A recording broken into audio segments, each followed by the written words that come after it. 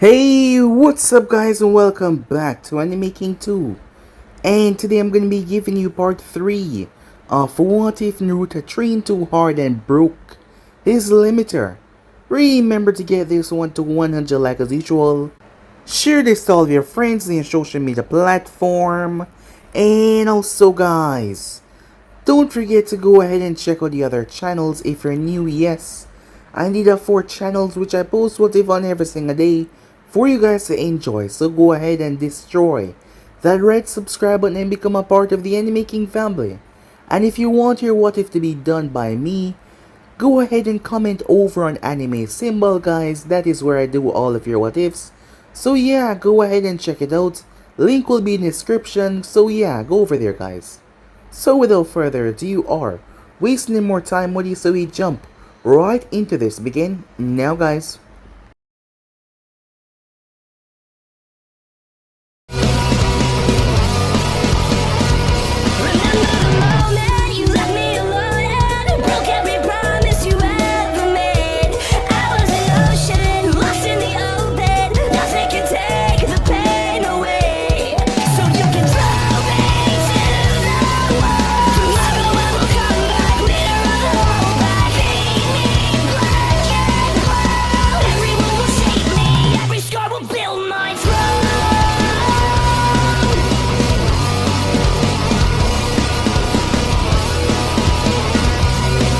So the last spot we left off, it was a final test to see if they were ready to become ninjas. And their goal was to capture the Chunin, which was Mizuki, as Naruto was partnered up with Hinata and Shino, as Naruto grabbed the both of them and leaped in the sky. Hinata used her Byakugan to pinpoint his location and then he turned before crashing down. He made sure to lessen the force so they would not get hurt. Once he was there, Naruto made his way as he searched for the individual. It did not take long for them to find him because of Shino bugs and Hinata eyes. With that out of the way, Naruto knocked him out in a matter of seconds like it was nothing. So with that, they were told that they could go home because they had passed the test before anyone else could even arrive, as Naruto went to Ichiwaka Ramen with them. Later that night, Naruto was trained on top of the monument when he noticed something was going on, so he made his way down there. They thought that he had stolen a forbidden scroll. However, Naruto surely did not. Hiruzen gave him his first mission to go and retrieve Mizuki and use force if necessary. As Naruto leaped through the window, the Anvus were shocked because they had tried to stop him and he had tossed all of them through the window like it was nothing. When Naruto found Mizuki, Mizuki tried to attack him. He also spilled the truth on Naruto and everything. However, Naruto was pissed off. He ended up pulling Mizuki straight down into the earth. The man was disheveled as Naruto lifted him up and banged him several times on the ground. Naruto then made his way. As he started to eat that Ichiwaka Ramen, he almost forgot as Mizuki was with him. Mizuki ended up soiling himself, and it was horrible. Naruto brought him back as he discussed with the Hokage about what he had heard. The next day, they all came to the academy. Majority of them did not believe that Naruto had came in on top because they did not see him when they arrived, but Kakashi confirmed that. Naruto did not get a Jonin sensei. However, he was told that he would get a solo teacher. He was excited for that as he met her. Her name was Yujiro Uzuki. As the other Anvus told her to give the kid a chance. He was remarkably strong, that was for sure, but what else can he do?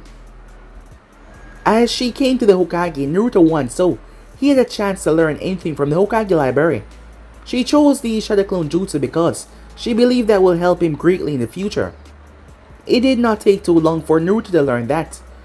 They then all gathered as they were doing a collaboration test. Team 7, Team 8, Team 9, and Team 10. And their mission was to stop Naruto. As the sensei told him that if he won, she would buy him all the ramen he can eat. The others were wondering if something was wrong with their teachers. Why would they put all of them against Naruto? He would surely lose after all. However, They did not seem to be taking their questions. They gave them 15 minutes to plan as Naruto was just standing there, smiling the entire time. When it began, Naruto started to flash around, using speed that they could not keep up with, not even the Byakuguns, as he tapped them on their heads. The amount of force that he used was enough to knock them out instantly, as they collapsed one after another, as Naruto held Akamaru. In the end, he didn't want to knock the puppy out, so he just released him. With that said and done, Naruto jumped up in the air in joy, as he was going to get his ramen, and he was happy. So yeah guys, basically as we left off, you guys can switch across the page of yourself. Don't forget to go ahead and destroy that red subscribe button and become a part of the Anime King family. And thank you for all of your help and your support. Don't forget to comment down below and tell me if you're new. I'll be replying talking back to all of you. So yeah, without further ado or waste no more time, what do you say we jump right into this begin? Now guys. Naruto was enjoying himself as he was eating Ichiraku ramen. While that was going on, the Jonins were still on the field after all of their Genins got knocked out, as they were talking amongst themselves. I never thought that Genin would have ever had that kind of strength, Kurenai said in still awe and amazement. Neither would I, but can you even call him a Genin at this point? The both of you know well as I, rank doesn't equate strength. Asuma told them. He's right, said Kakashi as he was reading his book. Naruto flames of youth burned brightly for one his age, Gai said. What happened? A voice stirred. As they turned, it was Rock Lee waking up. Yush, my student, is the first to awoken. That means I win, Gai said, looking towards Kakashi. Yeah, whatever, said Kakashi. Curse you, Kakashi, Gai yelled as he rushed over towards Lee. How are you feeling, my youthful student, he asked.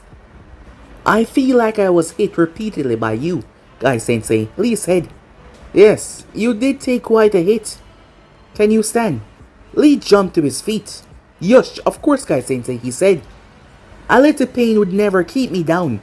Gai chuckled. That's my apprentice, he said with a smirk. Come, have a seat, while we wait for the others to wake up from their naps. One by one, the students start to wake up, as it was till all of them were on their feet. Sasuke was the last one. As he pulled himself up, Sasuke-kun, Sakura said, Are you alright? He didn't hurt you too badly, did he?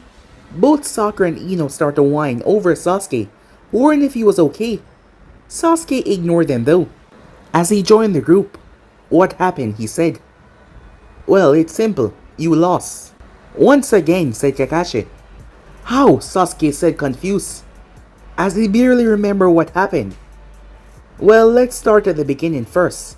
Can any of you tell me what you guys did wrong? Asuma asked. They looked at each other. None of them knew the exact answer for that.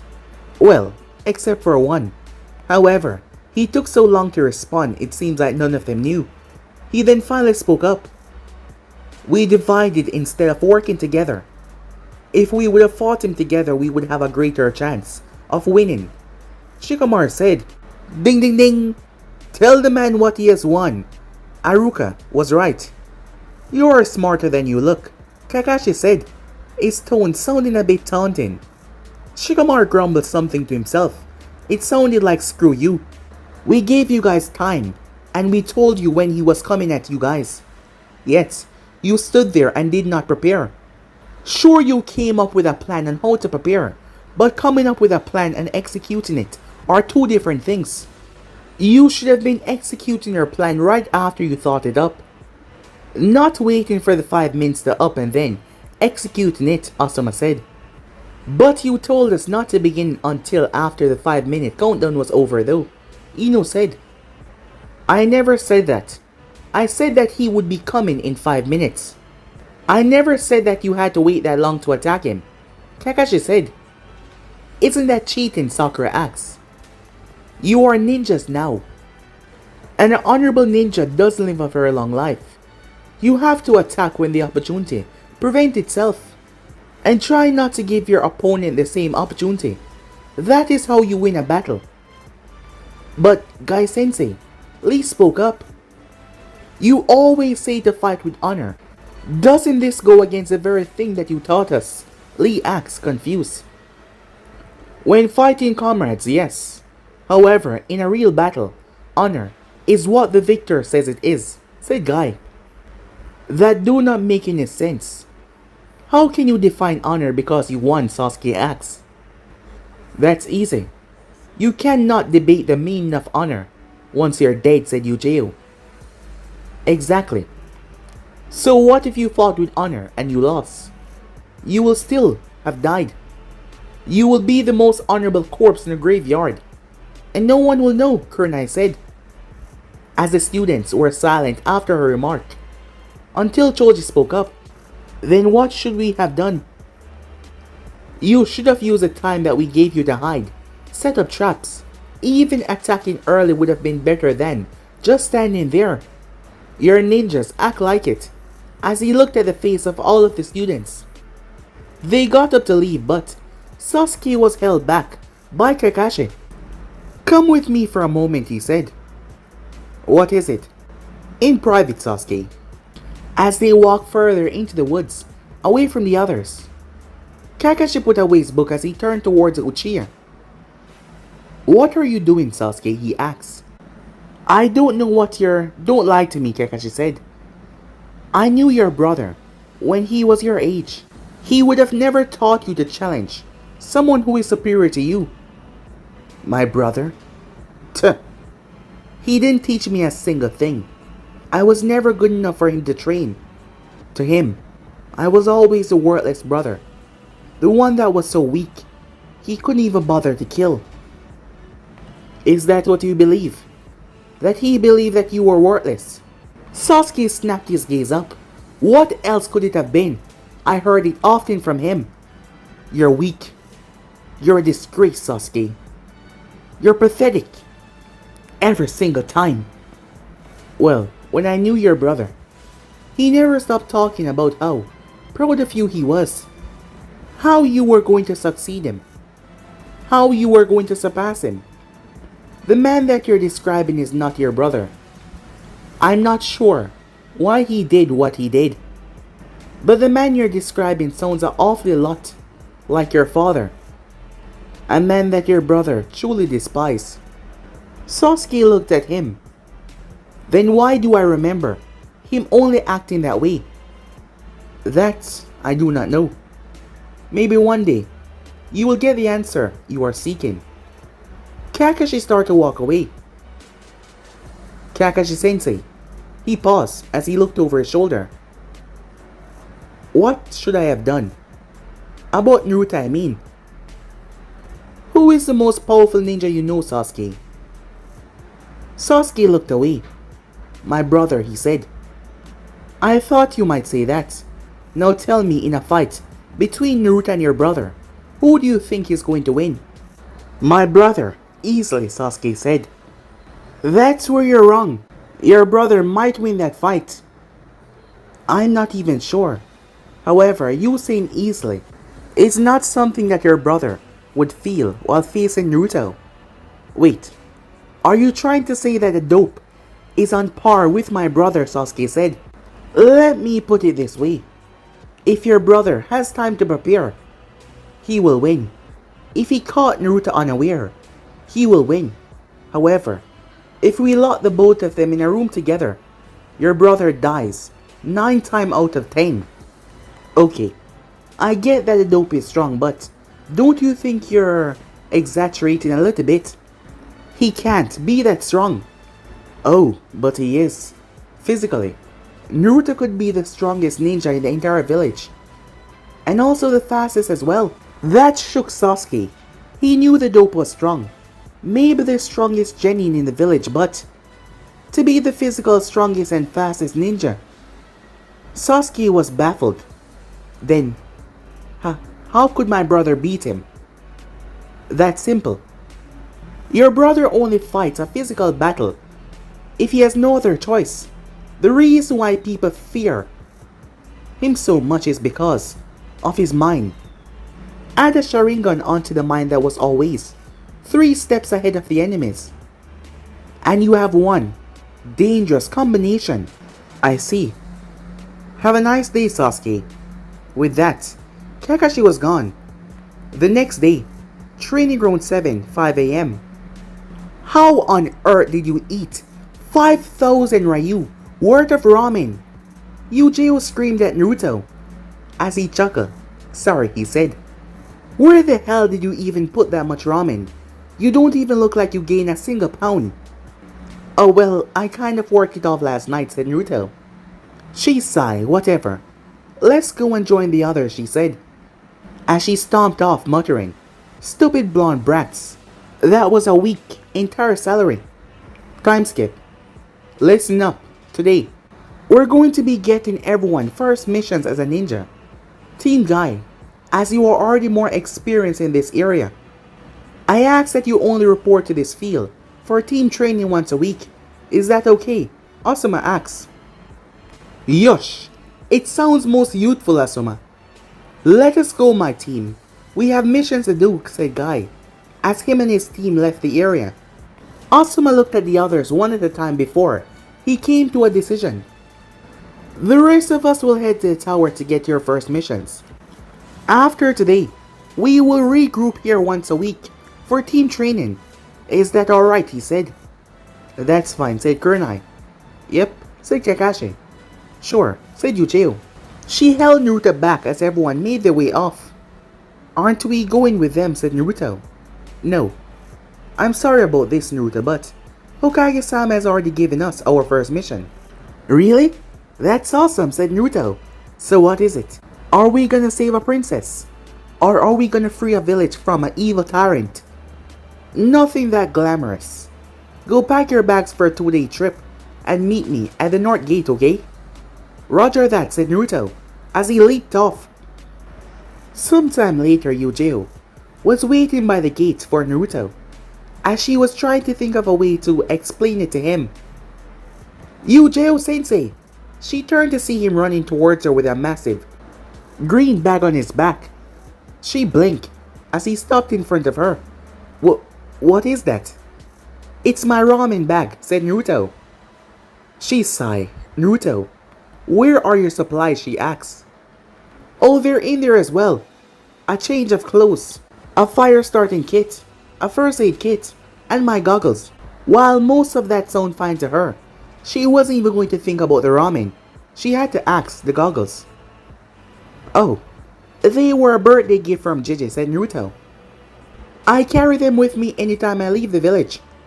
I probably shouldn't have said that, said Naruto, as he started to walk. So, you've left the village before? He just chuckled nervously. We'll talk about that once we get back. Let's go, she said, as the both of them set out for their destination, which was a bandit camp, and they walk away from the village. Normally, the Jonins would wait until the Genins were a bit older before they took them out on their first bandit extermination mission. But this time the Hokage was adamant that Naruto needed to get this experience in a controlled setting, rather than him freezing up and something happening that could get someone killed. The two of them talk while they walk, as she told him about her boyfriend Hayate, and Naruto told her about his relationship with the Ichirakus. As they got about 10 miles away from their destination. Wait, she said, as Naruto stood by her side. I didn't want you to have to experience this yet, unfortunately. Hokage-sama overruled me, she said. What is it, sensei? Naruto asked, as he looked at her. Our mission today is to exterminate a group of bandits that has shown up too close to the village. And by exterminate you mean kill them, she said. Naruto, we're gonna have to kill them. Oh, said Naruto. Follow me, she said. She led him through the trees until a camp came into view. When it did, Naruto saw something that he wasn't prepared for. No, I beg of you, stop. Don't do this.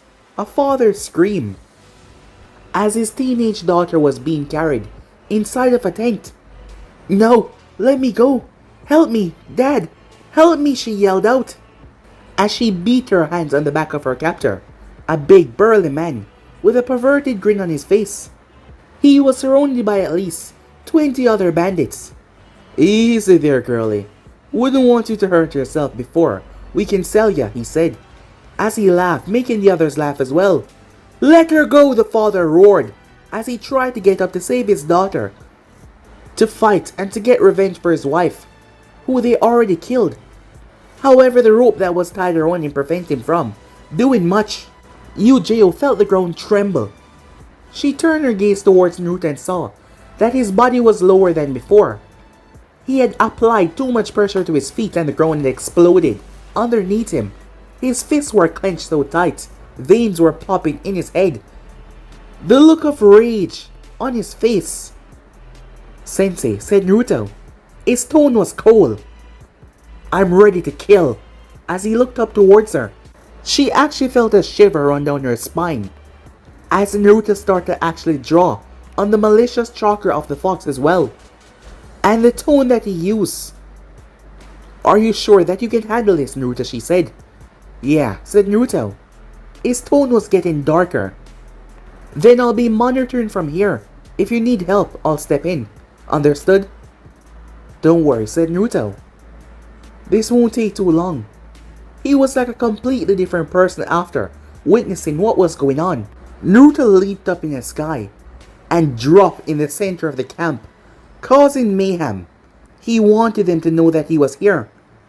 Every single one of them came to running over towards him. However, when they saw him, they started to laugh loudly. "Look what we have here, boys. A little ninja came to save the day. Are you lost, kid?" 15, huh?" said Naruto, as he looked around. "What was that?" "Where did you take the girl?" Naruto said. His voice did unnerve them, but they saw him as nothing but a child. So they decided to taunt him some more. "What's the matter, little ninja? Are you here to save the damsel in distress? Too bad. The girl is mine. Sure, she's a little bit underdeveloped, but her mother was stacked, so..." the leader said with a perverted look in his eyes. "You then," said Naruto. "I'll kill you first." "What?" Ha! The man started to laugh once again. "You brat, thinking that you can..." He was cut off. As Naruto was no longer there, the bandits started to look around confused when they turned towards their boss, as Naruto was standing on his shoulder. Naruto's hand was holding the man's severed head that he had ripped off. As Naruto tightened his fist down, the leader's head exploded. Naruto then stepped on the body. It collapsed in on itself. His bones turned into powder and dust under the pressure. "So fragile," said Naruto. "Like squashing a grape." His voice was still unnerving. His eyes were even starting to reflect a reddish hue. Some of the bandits started to vomit as their boss' body had exploded after his bones had liquefied and turned to dust. As they were puking, Yujiro stood there in shock at the brutality. She spent a little bit of time with Naruto, but she could tell that this was another side of him, completely different from the one that she spoke to. As Naruto vanished, bodies started to explode into bloody mess, one after another. Every time he reappeared, a bandit exploded. The rest had tried to run, but their bodies never leave the perimeter, as one was on the ground, trying to beg for his life. "I'll ask again," said Naruto. His eyes were now blood red, with slits in them. "Where is the girl?" Naruto yelled. His shout caused the bandit to slam into the ground. The bandits started to shout out every single previous locations of other bandits' camp that they had done business with in the past, and the location of their other hostages. "Thank you," said Naruto, as Naruto lashed out to grab the man's throat when his sensei showed up. "Naruto, stand down," she said, as she was not too close to him. She was afraid that he might turn his wrath upon her in the state that he was in. However, as he looked at her, he took a 5-second breather as he seemingly calmed down. His whisker marks even thinned out. His eyes returned back to normal. He took a breath. Okay, Sensei, he said. Report, she said, trying to maintain her sense of calm after seeing the bloodbath that he just caused, as well as his sudden switch back to his normal self. The bandit had passed out in fear. He even soiled himself. As Naruto told her everything, as he wanted to go and free the hostage that was here. No, she said. As you are now, you will just frighten her. I'll do it. Go and clean up. Yes, Sensei, said Naruto. The bandit had came too, during the conversation. So, you're gonna let me go?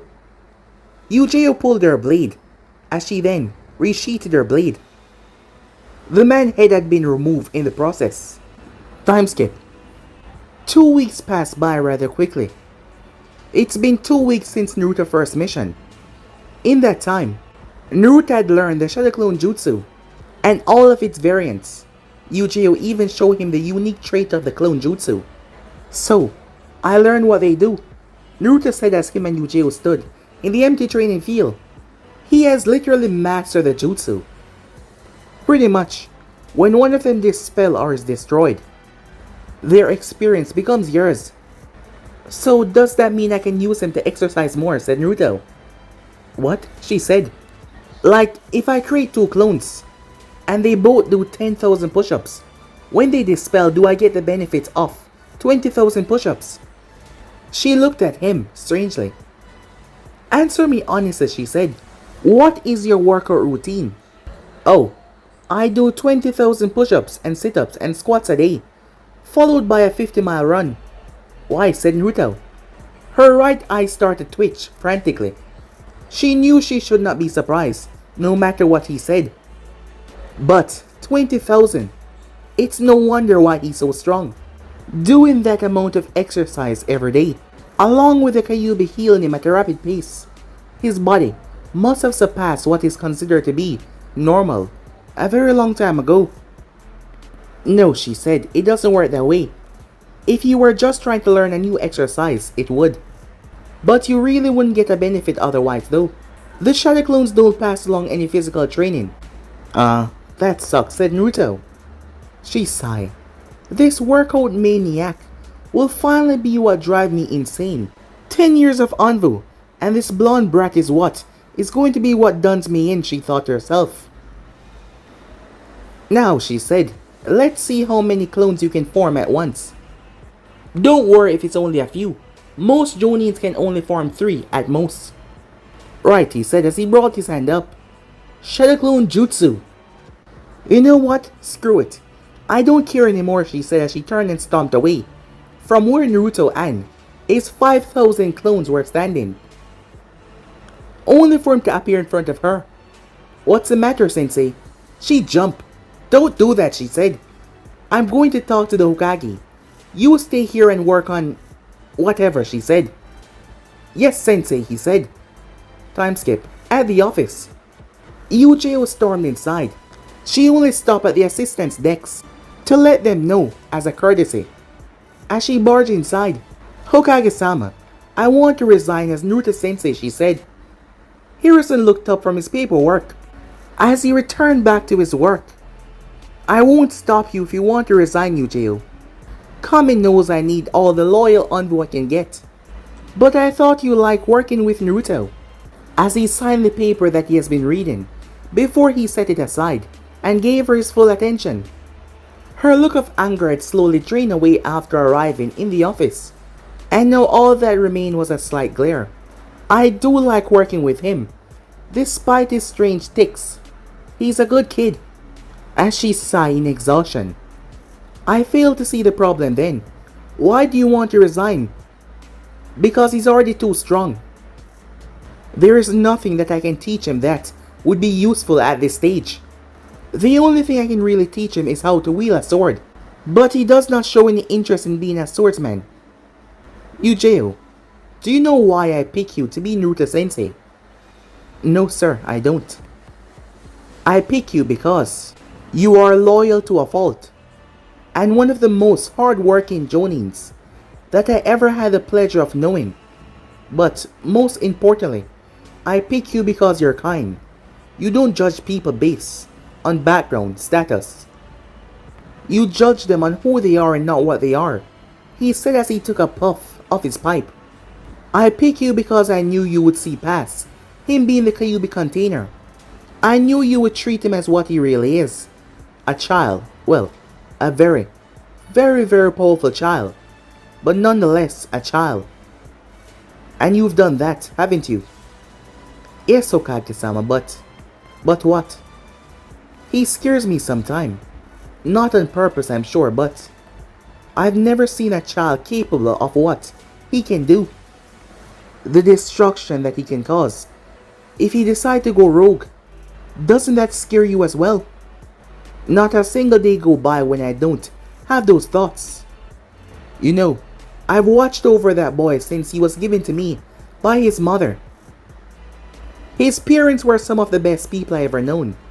They were dear to me as my own family, and when they died, I wept. Me, the god of shinobi, crying like a child for hours after they died. Hiruzen said, I never wanted this job back. I wanted to retire. I swore to Baiwaku that I was done with the ninja life. The two of us would have retired together and leave everything to the fort. But you know how that story ended. He died, saving us, she said. Indeed he did. Every single day, I look out that window and I think about all the regrets I've gathered over the past couple of years. However, watching Naruto grow is not one of them. I don't regret watching him get stronger, because I know that one day he will need that strength to protect himself. But another part of me fears that he has gotten so strong. The village may pay the price for my attachment, as Danzo would call it. Should Naruto go rogue, none of his classmates will be able to stop him. Actually, I don't think there's a single ninja in this village that would be able to stop him. Do you know what is protecting the village from that fate? She shook her head no. Hiruzen smiled. He cares about the village and the people in the village. Maybe not all of them, sure, but he does care for some of them. And because they live here, he will protect this village with his life. He says it is his Nindo, his ninja way, to protect those he cares about. It's why he sought out that strength to begin with. He has people that he wanted to protect. So, what happened if all of his precious people are taken from him, she said. I pity the person that would dare take what Naruto holds sacred to him. Hiruzen said. There was an urgent knock on the door. He'd called the person to come inside. Hokage-sama, emergency contact from Team Gai. It was the assistant. This scroll came not 5 minutes ago, she said. Hiruzen undid the ribbon as he read through it.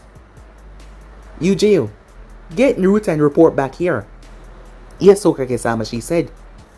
A few minutes later. Your mission is to rescue Team Gai. 2 of their number has been injured and captured. The others were able to escape and send this message. They're waiting for backup. Who was captured? Might Gai and Tenten are the captured ninja. How was Gai captured? Eugeo said surprised. The report said that Miss Tenten was captured first and held hostage by a man claiming to be Aoi Rokusho. As in the one that stole the legendary blade of the Thunder God, Eugeo said. Yes, the very same.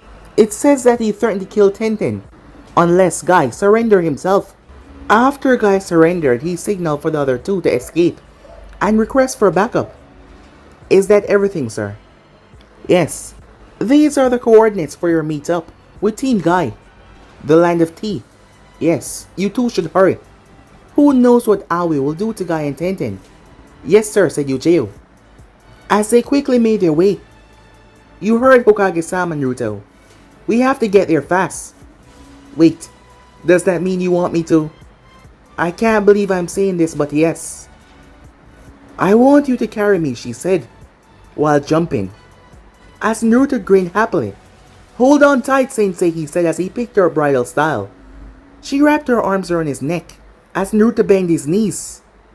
He leaped One jump, he cleared the entire village. As they started to free fall, earlier with Team Guy, it was a simple escort mission from Konoha to the land of tea. Their client was a wealthy merchant who was a part of the Wasabi family. I'm sure that you four will love it. The tea houses are amazing. The beaches are beautiful. As are the women, he snickered. And it's incredibly peaceful this time of year. Did you hear that, Sensei? Beaches mean oceans and oceans mean swimming training, said Lee. Indeed it does, my youthful apprentice. If we cannot swim around the island of tea at least 10 times, then we must do 500 push-ups. And if we can't do that, we must do 1,000 squats. And if we can't do that, Tenten pulled Neji and the client horse that he was riding further from the too eccentric individual. I apologize for my sensei and my teammates. They're a bit, weird. The man laughed. I don't mind it, miss, he said. I find their enthusiasm to be quite refreshing. Enthusiasm? Right, said Tenten. The five continued on their journey for 5 days until they came to the boat that will take them to the land of tea, where they boarded and continued on to the island country. 3 days at sea, and it came to the end of their journey. And everything was going fine until they departed the boat. I'm sure that you guys will enjoy yourself while you're here. In fact, why don't I? The client was cut off as an arrow was shot at him from the nearby tree line. We're under attack. Lee, Neji, we're going to be the rear guard. Tenten, you're up front with the client. Guy ordered as Tenten hopped on the horse to the client and took off. Guy, Neji, and Lee ran behind them as they deflect all the weapons as they went. At one point, 2 bandits jumped in front of the horse, trying to stop it. However, Tenten launched several throwing knives, hitting them right in the eyes of the bandit.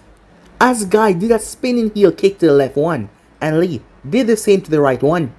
They ran for several more minutes with the horse pulling slightly ahead of them. Hey, slow down! We're getting too far ahead of my teammates, Tenten yelled. I can't, the client said. The horse isn't listening to me. The merchant was pulling back, but the horse was just ignoring him. They pulled even further ahead until Tenten grabbed the merchant and leaped off the horse. They hit the ground and rolled to a stop with the merchant, landing on Tenten. Just in time to see several senbons pierce in the horse's side. It collapsed down to the ground, unable to move. A man with blue hair and purple eyes stepped out of the foliage. He had a large umbrella. You weren't supposed to dodge that, he said, as he pointed the umbrella towards Tenten and the merchant. Guy, who had seen most of what happened, increased his speed, trying to reach her in time, leaving the other 2 behind. However, the man squeezed the umbrella as Senbon shot out of the tip and slammed right into Tenten and the merchant legs. What the? The both of them collapsed instantly. The man walked over towards where they were laying. However, Guy arrived and kicked him away. His umbrella took the brunt of the damage, but he was still sent tumbling back. Tenten, are you alright? Said Guy, trying to wake her, as he rolled the merchant off of her. Ah, a Konoha shinobi. I was wondering which village he would hire on his way back. You, said Guy. What did you do to Tenten? Guy clashed with the man several times. If you don't stop, she will die, he said between strikes. What? As Guy was forced to stop.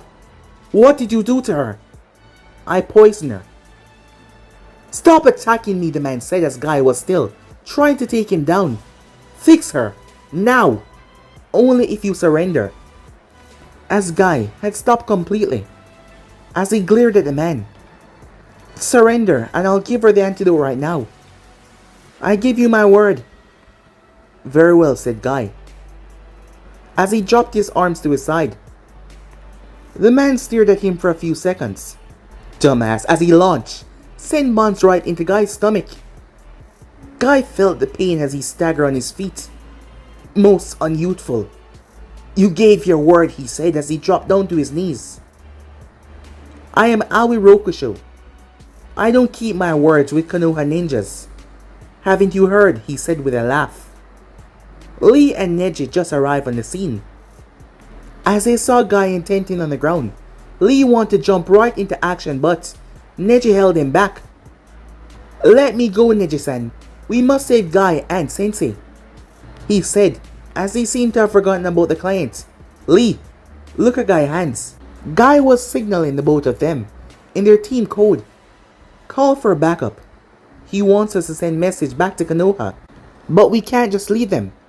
And we're not, said Neji. We will send word to Konoha about what happened. And while they send backup, we're going to follow them. Several large men came from the trees and picked up their captive before carrying them away. As Neji uses Byakugan to keep his eyes on them, they can only hope that backup will arrive quickly. Otherwise, they will have to enter themselves. The next day, they had snuck in the camp. As both of them overheard one of the bandits saying that the plan was to ransom Gai and Tenten back to the Leaf Village for Gai bingo book price. Otherwise, they would sell him to another village. But the boss wanted the two of them unharmed. He still kept the both of them paralyzed with a toxin on his senbon. He didn't want them to try any escape attempts. The merchant had already been ransomed back to his family at the price of 100,000 Ryu. So the only hostage they had was Gai and Tenten. Don't worry, Lee. The bird should have arrived at Konoha with the emergency request already. We should be getting that back up very soon. I hate not knowing what is happening to them. They're fine for now. The two of them are in a cave at the back of that tent. He's still keeping them paralyzed though. I just wish our backup will get here already. That's impossible, Lee. It's a 6-day trip even for ninjas. So we still have a few days to... Incoming! The both of them looked up as they saw Naruto with a very haggard looking Yujiro in his embrace. The both of them had to move. Boom! As Naruto's feet impacted the ground, creating a massive crater. When he stood up, Yujiro pushed herself out of his arms as she collapsed on her knees. Sweet, heavenly ground, she said. I'm never leaving you again, as she started to kiss the dirt. Lee and Neji just stared at Naruto after witnessing his sensei acting so strange. What did you do to her? Said Neji. She's just being over-dramatic, said Naruto. Over-dramatic? Over-dramatic? You got us here in 5 jumps. 3 of them made these loud explosion sounds when you left the ground.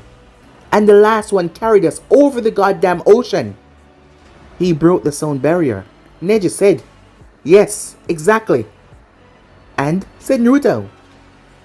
And he just say and. And!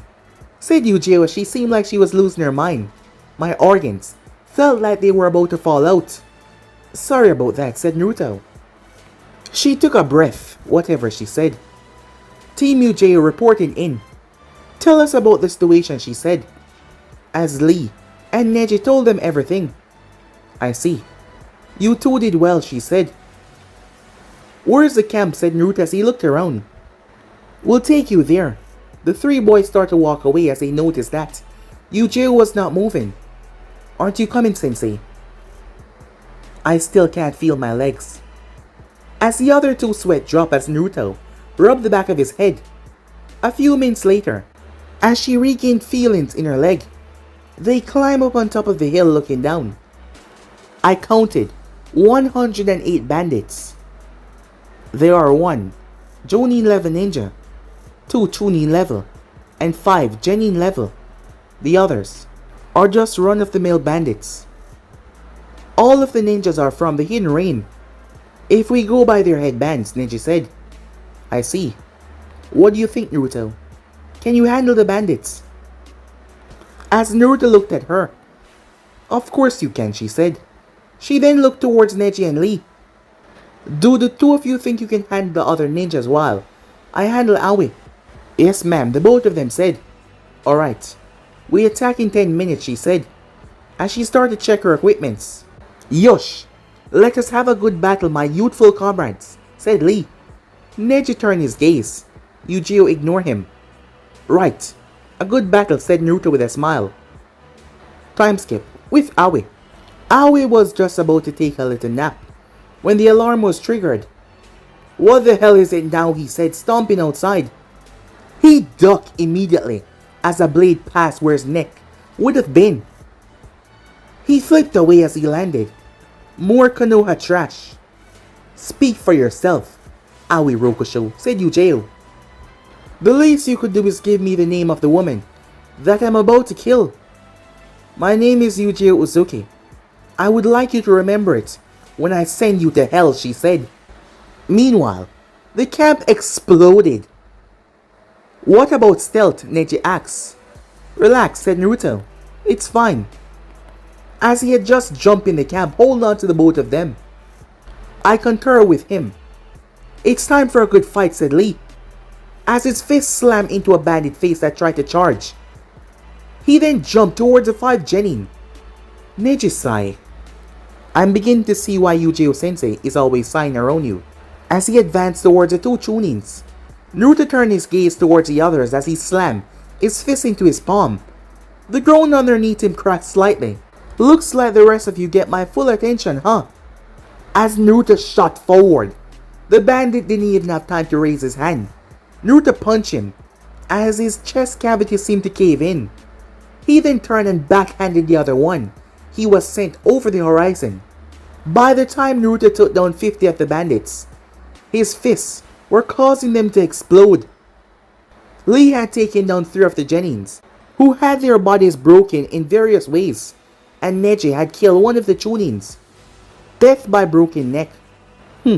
Looks like I should speed up a bit," said Naruto, as he proceeded to spin.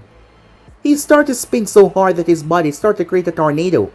Bandits were being drawn in and sent out through the back, however not in one piece. Neji and Lee were rather freaked out as they saw bodies exploding. However, they had to focus on their own fight. Meanwhile, with Aoi and Yujiro, the two had been fighting for a few minutes. Aoi realized that he was outmatched. He had no choice but to pull out his trump card, a blade of pure lightning chakra. The appearance of the Thunder God pulled the battle into his favor, until Naruto punched 1 of the bandits and his body exploded in their direction. A drop of blood caught into Aoi's eye that distracted him. That second cost him his life. His body was split horizontally by Yujiro. As he fell apart, another slash took his head clean off. She sighed. "I'm out of shape," she said. "A guy like that shouldn't have taken so long to kill." The only reason why Aoi was seen as a threat was because of the sword. He was pretty weak. As she got what she needed, she found the small vial as she headed towards the location that Neji told her. She tested the vial contents on 1 of the bandits first to make sure it was safe, before she gave it to the 2 as she helped them walk outside, where she assumed the 3 would be. When they got there, they saw Naruto shirtless, trying to drain the blood off his clothes, while Neji and Lee were hiding a few boxes over to the side, peeking out every now and then, looking at Naruto. "Naruto, did you scare them that badly?" Naruto glanced over as they pulled their head back down into the boxes. That is when Naruto looked around. He might have gone a bit overboard, as the place was coated in blood. "Sorry about that, guys," said Naruto. "I might have went a bit overboard." It took 10 minutes for Gai and Yujiro to convince Neji and Lee to climb out of the boxes. "You swear he won't make us explode," said Neji. "I swear," said Naruto, as they looked towards him. After calming down, the 2 genin regroup. "Aw, no fun," said Naruto. "Why do we have to take the boat?" Yujiro snapped her gaze towards him. "Hell no. You are not traveling like before. Definitely not with me. This is not an emergency, so we're taking a boat." As Naruto pouted before making his way, she still was not sure if she should stay on as his Jonin sensei, but she might stay a little while longer, just to see, she thought. The blonde was truly growing on her. Yes, he was. But guys, the ends episode right here. If you want to see next parts, and do like, subscribe, comment down below, and turn on that bell notifications they posted. Remember, share to all of your friends in social media platform.